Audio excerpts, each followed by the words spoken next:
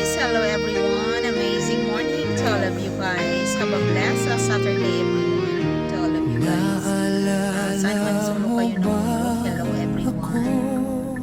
And happy weekend to all of you guys. Yes. And ayun guys, hahatid ko lang ng aking anak sa school dahil may pasok siya even na Saturday and Sunday. Napaka-busy ng aking youngest daughter. So, ayun. Kaya wala rin akong pahinga. Kasi ay yung aking rest day. Katulad ngayon wala ako ng pasok sa Saturday. So, ganun ka-busy pa rin. Even though wala akong pasok. Busy naman ako sa bahay.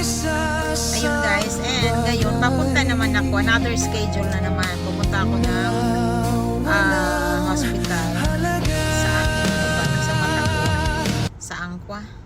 Kasi nga yung mata ko na allergy sa sa trabaho doon sa trabaho ko, hindi yata yung ba sa akin yung karo, yun na allergy naman yung aking mata.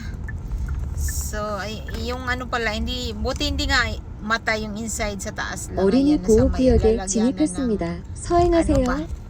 lalagyanan ng eyebrow ba. So ayun, kaya pupunta ako kasi Saturday ngayon. Tinang kalbo na to. Saturday ngayon, nakabay kasi siya. Saturday ngayon kailangan agahan anong oras na. So kailangan kong bilisan kasi kapag half day lang sila pag Saturday. So kaya ito dumiretso na ako.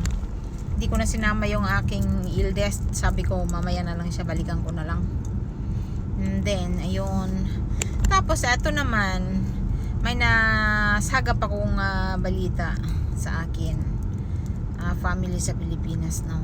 Yun, pagpamilya talaga natin, hindi tayo mapakali pag sa pamilya natin, no? Pero ito naman ay aking half brother sa Pilipinas. Tumawag yung aking sister talaga, yung aking kapatid. Sabi niya, ate, yung half brother natin na accident daw sa motor. Sabi ko, nagulat ako.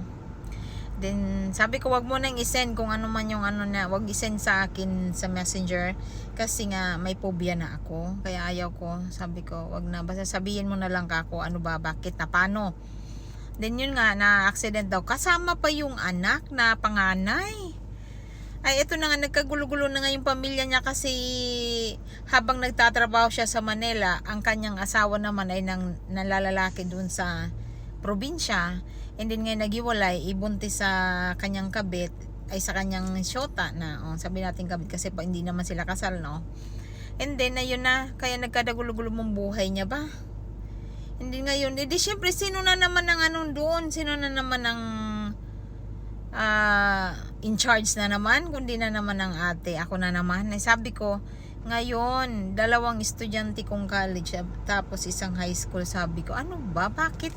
Alam nila kasi nagpagawa ako ng bahay. Sabi ko, ako kasi, sa totoo lang, gantong ugali ko. Kapag naibaba ko yung pera na, lalo na, kapag wasa akong paggawa ng bahay, asto nga sa may pera ko tuloy-tuloy. Pag wala naman, pag alam ko na hindi naabotin, stop naman, ganun ako.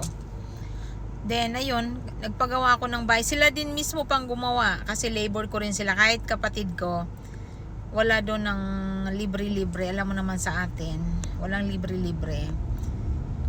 Kaya, may bayad. Pero okay lang yun kasi naintindihan ko ang buhay sa Pilipinas. Ngayon, na-aksidente naman. Sabi ko, ano ba yan? Diyos ko po. Sabi ko, alam nyo naman yung sitwasyon ko dito. Alam nyo, easy lang ako kasi akong tao Hindi ako mapagdamdam ng mga problema ko. Pero kinikip ko lang. Tahimik lang kasi ako. Hindi ako masyadong madaldal na carry ko. Hindi niya ako mapagkamalan na deep inside may problema. Kasi carry ko kaya ko. Magaling ako dyan umawak. Magaling ako ng aking problema. Tapos, syempre, mga priority ko yung mga aking anak dito. 3 yan. Just imagine.